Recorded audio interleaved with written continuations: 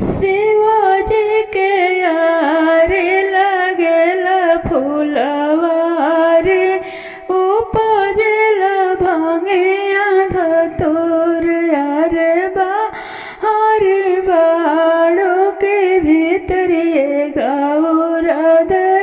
भांगिया रगड़ी मोहे देहुआर कहाँ बड़े शिवजी सिलवा लोरा कहाँ बड़ भांगिया धतूर यारे कहाँ बड़ हे शिवजी सोने के कटोरावा भांगिया रगड़ी हम दे हारे अंगना बड़े गौर सिलवा टिलो और झरी बड़ भांगिया धतूर यारे तख बड़ ए गौर सोने के कटोरावा भांगिया रगड़ी मोहे दे अरे एक हाथ गौरा दे भांगिया रगड़ी दूजे हथवा पोछ सुनै न लो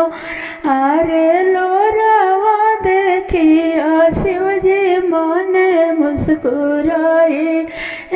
काहे गौरा ढारे नैना लो अरे किया तुर गौरा दे माई माना परले किया हो सहोदरो जेठा अरे नाही मोरे शिवजी माई माना परले नाही हो सहोदरो जेठा अरे भांगिया पिसत शिवजी घटावा दुख इले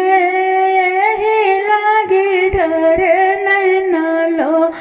अरे चिचिरी भुजत शिवजी चिटुकी दुखाइले एही लागे ढरे नैना लो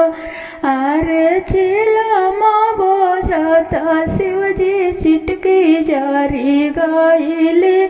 यही लागे ढरे नैना लो अरे जानत तो रहलु गौरा भोला याड़ा भांगिया काहे कैलू हमरा से बियाह यारे जानते तो रहलु गौरा शिवा गजे